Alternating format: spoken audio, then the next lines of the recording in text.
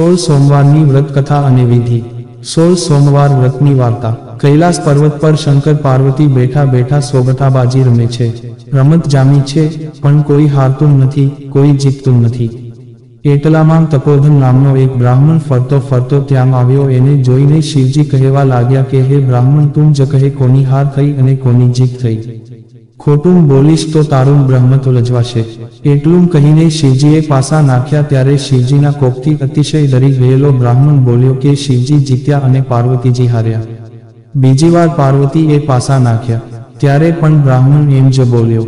હવે શિવજીનો વારો આવ્યો। શિવજીએ પાસા નાખ્યા ત્યારે પણ બ્રાહ્મણ બોલ્યો કે શિવ જીત્યા, પાર્વતીજી હાર્યા। ત્રણ વાર બ્રાહ્મણને ખોટું બોલતો જોઈ પાર્વતીજીના ક્રોધનો પાર ન રહ્યો। એમણે બ્રાહ્મણને શ્રાપ આપ્યો કે જા, તારા અંગે અંગે રક્તપીતીઓ કોડ ફૂટી નીકળશે। શ્રાપ આપતાં જ બ્રાહ્મણના શરીરે કોડ નીકળવા લાગ્યો, પરું વહેવા લાગ્યું। બ્રાહ્મણ તો પોતાના ભાગ્ય પર આંસુ સારતો કૈલાસ પરથી નીચે ઉતર્યો। રસ્તામાં એક ગાય મળી। ગાયને વાચા ફૂંકતા પૂછ્યું કે હે બ્રહ્મદેવ, ક્યાં જાવ છો? બ્રાહ્મણ બોલ્યો કે પાર્વતીજીએ મને શ્રાપ આપ્યો છે, એના નિવારણ માટે જાઉં છું। ત્યારે ગાય બોલી કે હે ભૂદેવ, મારી પીડા પણ સાંભળતા જાઓ। દૂધથી મારા આંચળ ફાટું ફાટું થાય છે, પણ કોઈ મારું દૂધ મોઢે લગાડતું નથી। વાછરડા લવારા ધાવતા નથી। અરે રે, મારા એવા તે કયા પાપ હશે? તમે મારા દુઃખનું નિવારણ પૂછતા આવજો। ત્યાંથી આગળ જતા એક પંચકલ્યાણી ઘોડો સામો મળ્યો। શ્રાપની વાત સાંભળીને કહેવા લાગ્યો કે હે બ્રહ્મદેવ, મારી પીઠ પર હીરા મોતીના પલાણ છે, પણ કોઈ મારા પર સવારી કરતું નથી। મારા કષ્ટનું નિવારણ પૂછતા આવજો। આગળ જતાં બ્રાહ્મણને થાક લાગ્યો। એ એક આંબા નીચે વિશ્રામ કરવા બેઠો। પાકી પાકી કેરીઓ જોઈને એને ખાવાની ઈચ્છા થઈ। ત્યાં જ આંબાને વાચા ફૂટી। આંબો કહેવા લાગ્યો કે હે ભૂદેવ, જાવ છો તો મારું કષ્ટ પણ સાંભળતા જાઓ। મારા ફળ કોઈ ખાતું નથી, ખાય છે તે મૃત્યુ પામે છે, તે મારા શ્રાપનું નિવારણ પૂછતા આવજો।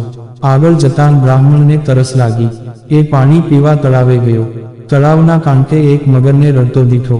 બ્રાહ્મણને જોતાં જ મગર બોલ્યા, હે ભૂદેવ, મારી કાયામાં લાય લાગી છે, અંગે અંગ કાળી બળતરા થાય છે, નથી પાણીમાં રહેવાતું, નથી કાંઠે રહેવાતું।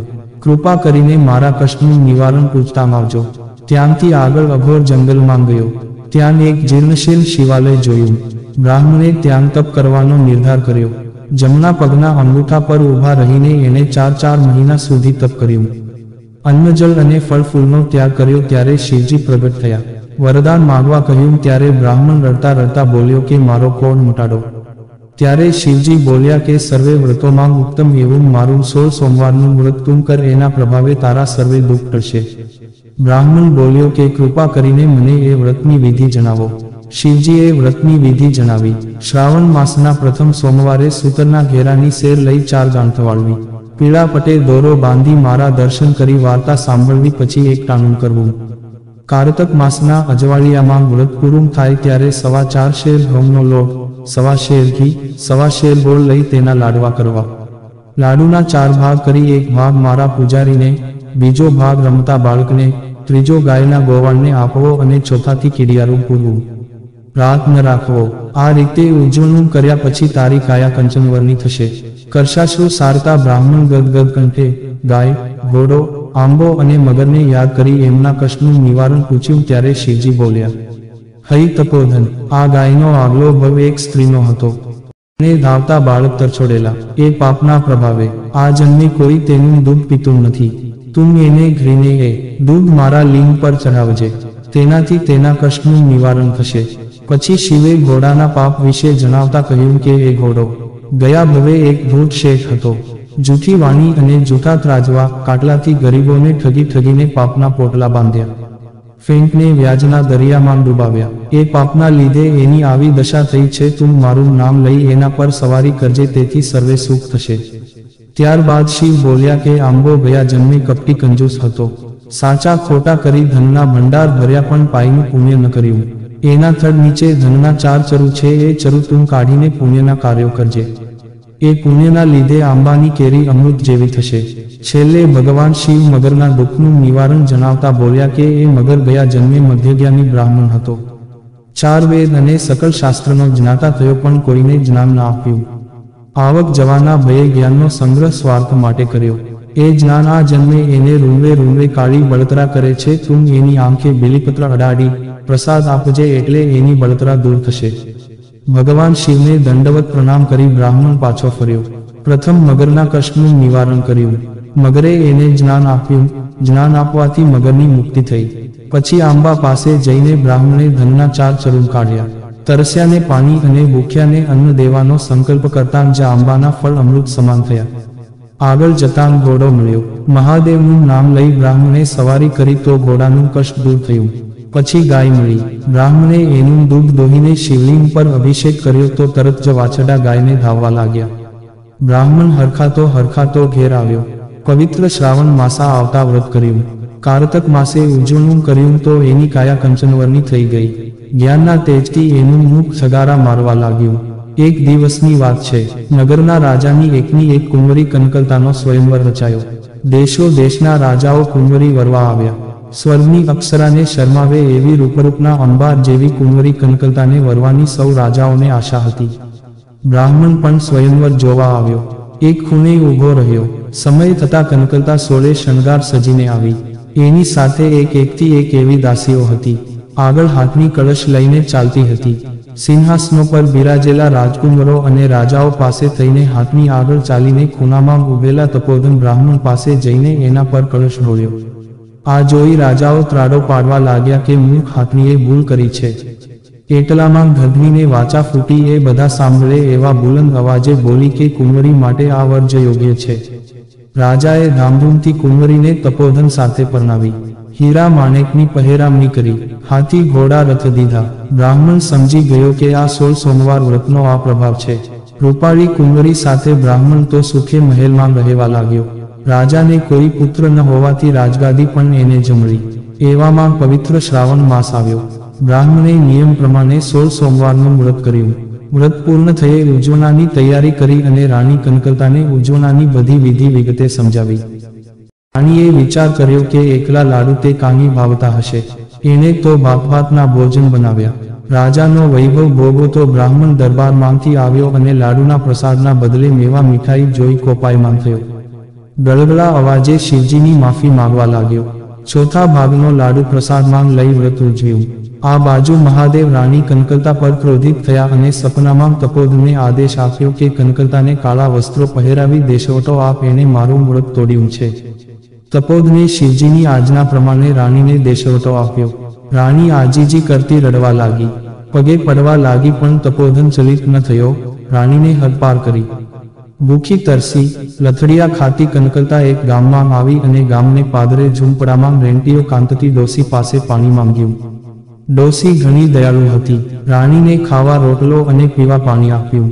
રાણીએ રહેવા આશરો માગ્યો તો ડોસીએ હા પાડી. એ તો ડોશીના ઘરમાં છાણ વાસી કરવા લાગી. પણ રાણીના પગલા પડતાં જ ડોશીનો રેંટીઓ તૂટી ગયો. ડોશીએ તો રાણીને ધક્કા મારીને કાઢી. રડતી કકળતી ભાગ્યને દોષ દેતી રાણી એક ભ્યાંચણના ઘેર ગઈ અને અડધા રોટલાના બદલામાં બધું કામ કરવા તૈયાર થઈ. મફતના ભાવે દાસી મળે તો કોણ ના પાડે. ભ્યાંચણે તો રાણીને રાખી લીધી. ત્યાં તો એનો ધણી માંતરે પડ્યો. ઘાણી બંધ થઈ ગઈ.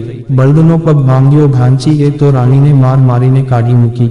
પડતી આખડતી રાણીએ એક માલના બાગમાં પેટ વરાણીએ આશરો લીધો તો બાગમાં બધા ફૂલ કરમાઈ ગયા. માલને પણ રાણીને કાઢી મૂકી. રાણીની આંખે અંધારા આવવા લાગ્યા. ગળે કાંચકી બાજી ગઈ. જીવ નિકળુમ થવા લાગ્યો. એ તો પાદરે ગઈ. કુવે પાણી સિંચતી પાણીયારીને પાણી પીવાની આજીજી કરી. એની હાલત જોઈને પાણીયારીને દયા આવી ગઈ. પણ જ્યાં એ પાણી પીવા ગઈ ત્યાં તો નો ઘડો ફૂટી ગયો. પાણીયારીએ રાંડ અભાગણી કહીને એને કાઢી મૂકી. રાણીને ખાતરી થઈ ગઈ કે હવે કોઈ એને સંઘરે એમ નથી. હવે તો જંગલમાં જઈને દેહ પાડવો. રાણી તો લથડિયા ખાતી કાંટા કામકરાની વેદના સહન કરતી જંગલમાં ગઈ. રસ્તામાં અત્રિ ઋષિનો આશ્રમ આવ્યો. એ તો ત્રિકાળજ્ઞાની હતા. તેમને રાણીને આશરો આપ્યો, જમાડી. પછી કહેવા લાગ્યા કે હે દીકરી, શાસ્ત્રો કહે છે કે વ્રત ભંગ કરનાર મદ્યપાપી બને છે. વળી તે તો દેવોના દેવ મહાદેવના વ્રતનો ભંગ કર્યો છે. જેના પર શિવ રૂઠે એને કોઈ જીવન સંઘરે નહીં. આ સાંભળી લોહીના આંસુ સારતી રાણી બોલી, ઋષિ, તમે મારા પિતા સમાન છો. આ પાપમાંથી મુક્તિ થવાનો કોઈ ઉપાય કૃપા કરીને દેખાડો. ત્યારે અત્રિ ઋષિએ રાણીને 16 સોમવારનું વ્રત કરવા કહ્યું. રાણી કનકલતાનું હૃદય પથાતાપની યાવક અગ્નિમાં બળીને પૂર્ણ કંચન બની ગયું હતું. પવિત્ર શ્રાવણ માસ આવતાં જ રાણીએ વ્રત લીધું. વ્રત પૂર્ણ થતાં શ્રદ્ધા ભાવપૂર્વક ઉજવણું કર્યું. ભોળા શંભુએ પ્રસન્ન થઈને રાણીના સર્વ દ્વેષ માફ કર્યા. રાણીને ઘોર પાપમાંથી મુક્તિ મળી ગઈ. એ જ રાતે રાજા તપોધને મહાદેવે સપનામાં દર્શન દઈને કહ્યું કે તારી રાણી 16 સોમવારનું વ્રત કરીને પુણ્યશાળી બની છે, માટે તું જા તેને જઈને એને વાજતે ગાજતે મહેલે લઈ આવ. વહેલી સવારે જે રાજા તો રાણીને શોધવા નીકળ્યો. પૂછપરછ કરતા જાણવા મળ્યું કે એક રૂડી રૂપાળી સ્ત્રી ભિખારી જેવી દશામાં જંગલમાં ગઈ છે. રાજા જંગલમાં આવ્યો. અત્રિ ઋષિના આશ્રમે રાણીને જોતાં જ બંનેની આંખમાં હરખના આંસુ આવી ગયા. બંને ઋષિના પગે પડ્યા અને વિદ્યા માગી. ત્યારે અત્રિ ઋષિએ રાણી કનકલતાની સેવાના બદલામાં અક્ષય પાત્ર આપ્યું. હજારો માણસોને જમાડે તો પણ રાંધેલું અનાજ ન ખૂટે એવું એ પાત્ર હતું. હરખના આંસુ સારતા રાજા રાણી નગર તરફ પાછા ફર્યા. ગામના પાદરે જેનો ઘડો ફૂટી ગયો હતો એ પાણીયારી મળી. કનકલતાએ અક્ષયપાત્રમાં જળ લઈ ફૂટેલા ઘડા પર છાંટતા જ ઘડો સાજો થઈ ગયો. પાણીયારીએ આ ચમત્કારનું કારણ પૂછ્યું તો રાણીએ 16 સોમવારના વ્રતનો મહિમા જણાવ્યો. આગળ જતા માલણનો બાગ આવ્યો. કનકલતાના પગલા પડતાં જ કરમાયેલા ફૂલો પણ મહેંકી ઉઠ્યા. માલણ તો લાકડીની જેમ રાણીના પગમાં પડી ગઈ. એણે વ્રત કરવાનો સંકલ્પ કર્યો. આગળ જતાં ધાનચણની ડેલી આવી. રાણીના પગલા પડતાં જ બળદનો ભાંગેલો પગ સાજો થઈ ગયો. ભાંચીની કાયા કંચનવરની થઈ ગઈ. આ ચમત્કાર જોઈ ધાનચણ તો રાજી થઈ ગઈ અને વ્રત કરવાનો સંકલ્પ કરવા લાગી. આગળ જતાં રેંટીઓ કાંતતી ડોશીની ઝૂંપડી આવી. બિચારી ડોશી લમ્મે હાથ દઈને રડે છે. એની આજીવિકા તૂટી ગઈ. કનકલતાએ રેંટિયા પર હાથ ફેરવતા રેંટીઓ આપમેળે ચાલવા લાગ્યો. ડોશીએ લાખ આશીર્વાદ આપ્યા. ચાલત ચાલતા રાજા રાણી મહેલે આવ્યા. નગરમાં ઢંઢેરો પીટાવ્યો કે આવતીકાલે સૌ નગરજનો મહેલના પટાંગણમાં જમવા પધારે. કનકલતાએ અક્ષયપાત્રનું પૂજન કરી સંકલ્પ કર્યો તો 32 શાક અને 33 ભાતના પકવાનના થાળ ભરાવા લાગ્યા. જેમ જેમ નગરજનો આવતા ગયા તેમ તેમ પીરસાતું ગયું. સૌ અલૌકિક સ્વાદના વખાણ કરતા આંગળા ચાટવા લાગ્યા. સૌ જમી રહ્યા પછી રાજા રાણી જમવા બેઠા ત્યારે રાણી બોલી, મારે તો આજે મહાદેવનું વ્રત છે. કોઈ ભૂખ્યું માણસ વાર્તા સાંભળે પછી જ મારાથી એકટાણું કરાય. વાર્તા સાંભળે કોણ? રાજાએ તો સવારે જ જમી લીધું હતું. તત્કાળ પ્રધાનને બોલાવીને આદેશ આપ્યો કે કોઈ ભૂખ્યા માણસને બોલાવી લાવો. પ્રધાન ઘેર ઘેર પૂછવા લાગ્યો. એક કુંભારના ઘેર સાસુ વહુ ઝઘડ્યા હોવાથી સાસુ જમી ન હતી. વળી 100 વર્ષની ડોશી હતી એટલે ડગલું ચાલી ન શકતી. આંખે ભાળતી નહીં, કાને સાંભળાતું નહીં. એને જમવા લઈ કોણ જાય? પ્રધાને તરત સુખપાલ મંગાવી અંદર 1.25 મણની તળાઈ પાથરી ડોશીને વાજતે ગાજતે મહેલે લવાઈ. માનપાન આપી ઢોલીએ બેસાડી. કનકલતાએ ડોશીના હાથમાં ચોખાના ઘણા આપતા મોટેથી કહ્યું કે માં હું મહાદેવની વાર્તા કહું છું, તમે જય શંકર કી હોંકારો દેજો. કનકલતાએ તો ઘીનો દીવો કરી વાર્તા કહેવા લાગી. ડોશી હોંકારા દેવા લાગી. પહેલા હોંકારે કાનની બહેરાશ ગઈ. બીજા હોંકારે આંખમાં અજવાળા થયા. ત્રીજા હોંકારે શરીરમાં નવી શક્તિ આવી. ડોશી તો બોલી ઉઠી, દેખરી મહાદેવ મારા પર રીઝ્યા. ત્યારે કનકલતા શિવજીને દંડવત પ્રણામ કરી ગળગળા અવાજે બોલી, માં આ તો મહાદેવને અત્યંત પ્રિય એવા 16 સોમવારના વ્રતનો પ્રભાવ છે. તમે ભક્તિથી વાર્તા સાંભળી એનું મહાદેવે તમને ફળ દીધું છે. ત્યારે ડોશીની આંખમાં પણ હરખના આંસુ આવી ગયા. ડોશી પગે ચાલીને ઘેર ગયા અને ઘેર જઈ સોયમાં ઘેરો પરોવ્યો તો વહુ આવી થઈ ગઈ. એણે પણ વ્રત કરવાનો સંકલ્પ કર્યો. પવિત્ર શ્રાવણ માસ આવતા રાજા રાણીએ ફરી વ્રત આદર્યો અને કાતરક માસે ઉજવણું કર્યું. પ્રસન્ન થયેલા શિવજીએ દેવના ચક્કર જેવો દીકરો દીધો. એનું નામ દેવદત્ત રાખ્યું. એ પણ મા બાપ જેવો ધર્મિષ્ઠ અને પ્રજાપાલક થયો. દેવદત્ત યુવાન થયો ત્યારે રાજા રાણી એને રાજગાદી સોંપી ગંગા કિનારે ચાલ્યા ગયા અને શિવલિંગની સ્થાપના કરી. જીવનના અંત સુધી શિવની ભક્તિ કરતા રહ્યા. અંતકાળે વિમાનમાં બેસી વૈકુંઠ ગયા. હે મહાદેવ, તમે જેવા તપોધન અને નકલતાને ફળ્યા એવા વ્રત સૌને ફળજો. કરનાર, વાર્તા વાંચનાર, વાર્તા સાંભળનાર સૌને ફળજો. જો મિત્રો તમને અમારો આ વિડીયો પસંદ આવ્યો હોય તો લાઈક, શેર, સબસ્ક્રાઇબ કરવાનું ભૂલશો નહીં. આવા નવા વિડીયો જોવા માટે અમારી YouTube channel Gujarati Hindi motivational સ્ટોરીને સબસ્ક્રાઇબ કરો. બાજુમાં રહેલ બેલ બટન ક્લિક કરો તેથી તમને અમારા નવા વિડીયોની નોટિફિકેશન મળે. ધન્યવાદ. નોંધ: આ વિડીયોમાં આપેલી કોઈ પણ માહિતીની ચોકસાઈ અથવા વિશ્વસનીયતાની ખાતરી આપવામાં આવતી નથી.